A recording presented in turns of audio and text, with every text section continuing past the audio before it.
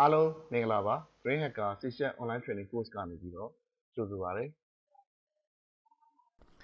အခုသင်ခန်းစာမှာတော့ C# ကနေပြီးတော့ data type တွေပြောင်းတဲ့အကြောင်းကိုဆွေးနွေးမှာဖြစ်ပါတယ်ကျွန်တော် data type တစ်ခုကနေတစ်ခုကိုပြောင်းရတဲ့အခြေအနေမျိုးတွေရှိပါတယ်အထူးသဖြင့်ကတော့ကျွန်တော်တို့ string ကိုပြောင်းတဲ့ string ကနေပြီးပြန်ပြောင်းတဲ့ဒီဥပမာလေးတွေပေါ့ user စီကကျွန်တော်တို့တောင်းတဲ့အချိန်မှာများသောအားဖြင့် string နဲ့ကျွန်တော်တို့ယူပြီးတော့အတွက်ချက်ပြန်လုပ်ဖို့အတွက်သူနဲ့ဆိုင်ရာ float တို့ double တို့ကျွန်တော်တို့ integer တို့ပြန်ပြောင်းပါတယ်ပြီးတဲ့အချိန်မှာရလာတဲ့အဖြေတွေကို user ကိုပြန်ပြဖို့အတွက်လည်း string ပြောင်းပြီးတော့ကျွန်တော်တို့ကပြန်ပြီးတော့ပြပေးရပါတယ်အဲ့လိုပြောင်းတဲ့အချိန်မှာပြောင်းနည်းနှစ်ခုရှိပါတယ် implicit နဲ့ explicit ဆိုပြီးတော့ပြောင်းနည်းနှစ်မျိုးရှိပါတယ်implicit ကတော့ကျွန်တော်တို့data type သေးတဲ့နေရာနေပြီးတော့ data type ကြီးရဲ့ data type ကိုပြောင်းတာဖြစ်ပါတယ်ဥပမာ integer ကနေပြီးတော့ float ကိုပြောင်းတာမျိုးပေါ့ data တွေဆုံးရှုံးသွားစရာမရှိဘူးပေါ့ explicit type လုပ်ဖို့အတွက်ဆိုရင်တော့ user တွေက predefine လုပ်ထားတဲ့ function တွေကိုသုံးရပါတယ်နောက်ပြီးတော့ cast operator တွေကိုသုံးပါတယ်ကျွန်တော်နမူနာတစ်ခုဒီထဲကနမူနာလေးကိုကျွန်တော်ရှင်းပြပါမယ်ကျွန်တော်ဒီဆိုတဲ့ double data type တစ်ခုကိုဒီမှာဖန်တီးလိုက်ပါတယ်အဲ့တော့သူ့မှာ integer path ရှိသလိုအနောက်ကဒီကျွန်တော်တို့ point နောက်က value တွေလည်းရှိပါတယ်အဲ့တော့ကျွန်တော်တို့ကသူ့ကိုကျွန်တော်တို့ integer ပြောင်းနေတဲ့ချိန်ကြတော့ရှေ့ရနေပြီးတော့ data type ကို green ခတ်ပြီးတော့ရေးလိုက်ခြင်းအပြင်ဒီ d ရဲ့တန်ဖိုးတွေက integer ဖြစ်သွားပြီးတော့အဲ့လို integer ဖြစ်သွားပြီဆိုတော့အနောက်ကဒီ point တန်ဖိုးတွေပြတ်ကျန်ခဲ့ပါတယ်5673ပဲ i နဲ့ကိုဝင်သွားမှာဖြစ်ပါတယ်အဲ့တော့ကျွန်တော်တို့ကဒါ float double တန်ဖိုးတစ်ခုကိုကျွန်တော်တို့က integer တန်ဖိုးပြောင်းဖို့အတွက်ဆိုရင်ရှေ့ရ data type ကိုကျွန်တော်တို့က green ခတ်ပြီးတော့ထည့်ပေးလိုက်တဲ့နည်းကိုသုံးတာဖြစ်ပါတယ်အဲ့ဒါကိုကျွန်တော်တို့က cast လုပ်တယ်လို့ခေါ်ပါတယ်နော် cast cast လုပ်တယ်လို့ခေါ်ပါတယ်နောက်တစ်ခုတော့ကျွန်တော်တို့ function တွေသုံးတာပါ C# ထဲမှာငကိုတွေကပါလာတဲ့ to boolean to byte to character to date type စသဖြင့် function တွေရှိပါတယ်အဲ့တော့ဒါဆိုရင်အဲ့ဒီ variable ကိုကျွန်တော်တို့က boolean data type ဖြစ်အောင်ပြောင်းလိုက်တာဖြစ်ပါမယ်တော့ကျွန်တော်တို့ဒီမှာ to byte ဆိုရင်လည်း byte ဖြစ်ပြောင်းလိုက်တာဖြစ်ပါမယ်ဒီမှာ integer 16 bit integer 64 bit integer ကျွန်တော်တို့ sign byte စသဖြင့်အသုံးအများဆုံးတော့ to string ဖြစ်ပါလိမ့်မယ်ကျွန်တော်တို့ string ကိုပြောင်းဖို့အတွက်ကို to string ကိုသုံးရပါလိမ့်မယ်ဒီဟာလေးတွေကျွန်တော်နမူနာသုံးပြပါเนาะအားလုံးပေါင်း data type ပုံမူတည်ပြီးတော့16မျိုးရှိပါတယ်ဒီမှာကျွန်တော် integer i တခု float f တခု double d တခု boolean b တခုရှိပါလိမ့်မယ်အဲ့ဒီ data type တွေအားလုံးနောက်က full stop ခံပြီးတော့ကျွန်တော် to string ပြောင်းလိုက်လို့ရှိရင် string အနေနဲ့ထွက်လာမှာဖြစ်ပြီးတော့ကျွန်တော်တို့ကသူ့ကို user ကိုဖော်ပြဖို့အတွက်သုံးလို့ရပါတယ်အဲ့တော့ဒီမှာတော့ကျွန်တော်တို့ console application နဲ့ပြတာဆိုတော့ဒီမှာဒီလိုမျိုးရေးတာတွေ့ရပါလိမ့်မယ်ဒါပေမဲ့ဒီ console application ကိုကျွန်တော်နမူနာပြတဲ့ချိန်ကျရင်တော့ window type font နဲ့ကျွန်တော်ပြန်ပြီးတော့ရေးပြပါမယ်အဲ့တော့ကျွန်တော်တို့နောက်ဆက်ပြီးတော့သွားပါဦးမယ် variable အကြောင်းကိုပြောပြပါဖြစ်ပါတယ် variable တွေကလည်းခုနကျွန်တော်အရှေ့မှာရှင်းပြခဲ့သလိုပါပဲကျွန်တော်တို့ဈေးသွားဝယ်တဲ့ဥပမာလိုပါပဲကိုထည့်မဲ့ data type နဲ့အဆင်ပြေမဲ့အမျိုးအစားကိုရွေးပြီးတော့တိစောက်ရတာဖြစ်ပါတယ်အဓိကစဉ်းစားတဲ့ချက်တွေကတော့အပေါင်းတို့အမြောက်စားတွေကြုံရမှာလား point တန်ဖိုးတွေထွက်လာမှာလားအပိုင်းကိန်းတွေထွက်လာမှာလားတန်းစုရဲ့ power တွေပါလာမှာလား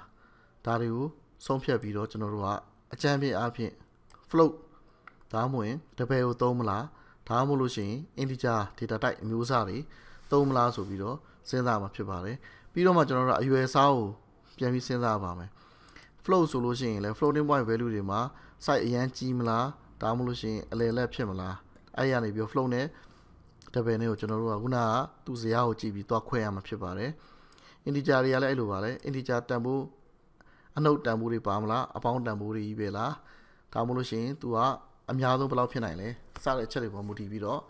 အခုဖော်ပြထားတဲ့ data type တွေထဲကနေပြီးတော့ရွေးပေးရမှာဖြစ်ပါတယ်true or false ဆိုရင်တော့ကျွန်တော်တို့မဖြစ်မနေ boolean ကိုရွေးပေးရမှာဖြစ်ပါတယ်ဘာတန်ဖိုးမှမရှိတဲ့ဘာတန်ဖိုးမှမရှိတဲ့ data တွေအတွက်ကျွန်တော်ဒီ type ကိုရွေးပေးရမှာဖြစ်ပါတယ် variable တစ်ခုကျင်ညာဖို့အတွက်ဆိုလို့ရှိရင် data type ကိုရှေ့ကရေးပြီးတော့ space တစ်ခုခြားပြီးတော့ variable name တစ်ခုဒါမှမဟုတ် variable တွေအများကြီးကို comma ခံပြီးတော့ရေးပေးရမှာဖြစ်ပါတယ်အဲ့တော့ integer I ဆိုပြီးတစ်ခုတည်း semicolon နဲ့ကျင်ညာလို့ရသလို integer I, j, k ဆိုပြီးတော့အများကြီးကိုအတွဲလိုက်ကျင်ညာလို့လည်းရပါတယ်အဲ့တော့ I ရော j ရော k ရောက integer variable တွေဖြစ်လာမှာဖြစ်ပါတယ်တခြား data type တွေ float တို့ double တို့ကိုလည်းထိုနည်း၎င်းကျင်ညာထားတာတွေ့ရပါလိမ့်မယ်အဲ့တော့ initialization data type တစ်ခု variable တစ်ခုကိုကျင်ညာတဲ့အချိန်မှာ assignment operator ကိုသုံးပြီးတော့တန်ဖိုးတစ်ခါတန်းထည့်လိုက်လို့ရပါတယ်ဖန်တီးလိုက်တဲ့ကတန်ဖိုးပါတစ်ခါလဲပါပြီးသားဖြစ်သွားတာပေါ့အဲ့ဒါကို initialization လို့ခေါ်ပါတယ်သူ value တွေကိုထည့်ပေးလိုက်ရုံပါပဲအဲ့မှာတစ်ချက်သတိထားမှာ data type နဲ့ value နဲ့ကတူနေရမှာဖြစ်ပါတယ်နောက်ပြီးတော့ကျွန်တော်တို့ character data type တွေအတွက်ဆိုလို့ရှိရင် single quote လေးထည့်ပေးဖို့အရေးကြီးပါတယ်အဲ့တော့ဒီမှာကတော့ကျွန်တော်တို့ console application တွေနဲ့နမူနာကိုပြထားပါတယ်ဒါတွေအကုန်လုံးကိုကျွန်တော်ပြန်ပြီးတော့အသေးစိတ် practical example လေးတစ်ခုကျွန်တော်ပြန်ပြီးတော့ပြပေးပါမယ်ဒီမှာလဲ user စီကနေပြီးတော့ value တစ်ခုယူတဲ့ချိန်မှာ console.read line ကိုသုံးထားပါတယ်ကျွန်တော်တို့ပုံမှန်ယူနေကြရတော့ user စီကနေပြီးတော့ကျွန်တော်တို့ text box ကနေပြီးတော့ယူမှာဖြစ်ပါတယ်အဲ့တော့ဒီမှာသူဖတ်လိုက်တဲ့ value ကို convert to integer ဆိုတာ ਨੇ သူပြောင်းထားတာကိုသတိထားမိမှာဖြစ်ပါတယ် l value နဲ့ r value ဆိုတာရှိပါတယ် l value ဆိုတာတော့ equation ဒါမှမဟုတ် sorry assignment operator ရဲ့ဘယ်ဘက်ချမ်းမှာရှိတဲ့ value ကိုပြောတာဖြစ်ပါတယ် r value ဆိုတာတော့ assignment operator ရဲ့ညာဘက်ချမ်းမှာရှိတဲ့ဒီ value တွေကိုပြောတာဖြစ်ပါတယ်ဥပမာဆိုလို့ရှိရင်တ g ဆိုတာဘယ်ဘက်ချမ်းမှာရှိတဲ့ value ဖြစ်ပြီးတော့20ကတော့ညာဘက်ချမ်းမှာရှိတဲ့ value တွေဖြစ်ပါတယ်ဒီလိုမျိုးရေးလို့မရပါဘူးအဲ့တော့ကျွန်တော်တို့နောက်ထပ်ထပ်ပြီးတော့ constant တွေအကြောင်းကိုပြောပြပါဦးမယ်ကျွန်တော်တို့ program ရေးသားတဲ့အချိန်မှာတချို့တန်ဖိုးတွေကိုအသေးထည့်သွင်းပေးလိုက်ဖို့လိုတဲ့အခါမျိုးရှိပါတယ်ဒီတန်ဖိုးကဘယ်တော့မှပြောင်းလဲမှာမဟုတ်ဘူးဆိုတာသိကြလို့ရှိရင် constant အနေနဲ့ကျွန်တော်ထည့်ပေးလိုက်ဖို့လိုအပ်ပါတယ် program ရေးနေမှားယွင်းပြီးတော့ပြင်ပြီးမှဆိုလို့ရှိရင်လည်းကျွန်တော်တို့က constant အနေနဲ့ထည့်သွင်းပေးလိုက်လို့ရပါတယ်အဲ့လိုထည့်သွင်းပေးလိုက်တဲ့အချိန်မှာ integer ဆိုလို့ရှိရင် integer unsign ဆိုရင် unsign စသဖြင့် hexadecimal ဆို hexadecimal ပုံစံမှန်အောင်တော့ထည့်သွင်းပေးဖို့လိုပါတယ်ဒီမှာနမူနာလေးတွေပေးထားပါတယ်အဲ့ floating point နေရာလေးထိုနည်း၎င်းပါပဲတန်းစုတဲ့ power ဆိုလို့ရှိရင်ကျွန်တော်တို့က e လို့သုံးပါတယ် power တန်ဖိုးဖြစ်ပါတယ်ဒီလိုမျိုးသုံးလို့မရပါဘူး e ရဲ့နောက်မှာသူ့ power တန်ဖိုးမပါတဲ့အတွက်ကြောင့်ဒါတွေကမှားပါတယ် illegal ဖြစ်ပါတယ်သုံးရမှာဒီလိုပုံစံမျိုးသုံးရမှာဖြစ်ပါတယ် character constant တွေကတော့ကျွန်တော် single quote နဲ့ရေးရမှာဖြစ်ပါတယ် a to z 0 to ကျွန်တော်တို့9စသဖြင့်ပေါ့နော်ဒီကျွန်တော်တို့ Unicode တွေကိုတော့ကျွန်တော်ဒီလိုပုံစံမျိုးနဲ့ /u ခံပြီးတော့ရေးပေးရမှာဖြစ်ပါတယ် special character လေးတွေကျွန်တော်သုံးနေတဲ့အခါမျိုးရှိပါတယ်ဥပမာ slash တွေ single quote တို့ double quote တို့အဲ့လို special character တွေသုံးနေတယ်ဆိုရင်အရှိက slash တစ်ခုထပ်ပြီးခံထားရပါတယ်ဒါကြောင့် slash ကိုကျွန်တော်တို့ကဖော်ပြခြင်း double slash ကိုသုံးရပါတယ်ဘယ်အ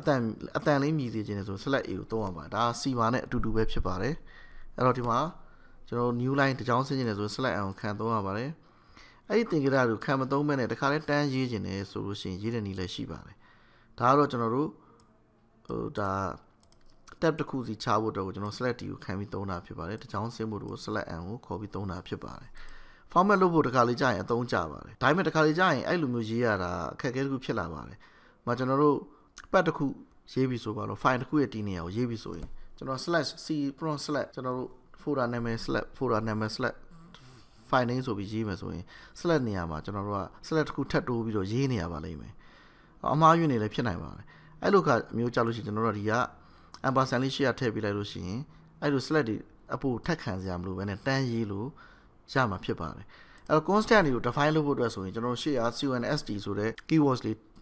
ထပ်ထည့်ပေးလိုက်ရုံပဲဖြစ်ပါတယ်ဒါဆိုရင်ဒီကောင် constant တစ်ခုအနေနဲ့ C compiler ကနေ C check ဟိုကနေပြီးတည်သွားပြီးတော့ကျွန်တော်တို့ပြင်ရေးလို့မရအောင်ကာကွယ်ပေးပါလိမ့်မယ်ဒီမှာဆိုလို့ရှိရင်ဒီ Python ဘို့ 3.14159 အဖြစ်ကျွန်တော်တို့က constant အနေနဲ့ကြီးညာပေးတဲ့အတွက်ကြောင့်သူ့ကိုဒီထဲမှာပြင်ရေးလို့မရတော့ပါဘူးသူ့ကိုကျွန်တော်တို့က constant တစ်ခုအနေနဲ့ယူပြီးတော့သုံးသွားတာဖြစ်ပါတယ်အဲ့တော့ဒီသင်ခန်းစာကတော့ဒီလောက်ပါပဲအားလုံးကိုကျေးဇူးတင်ပါတယ်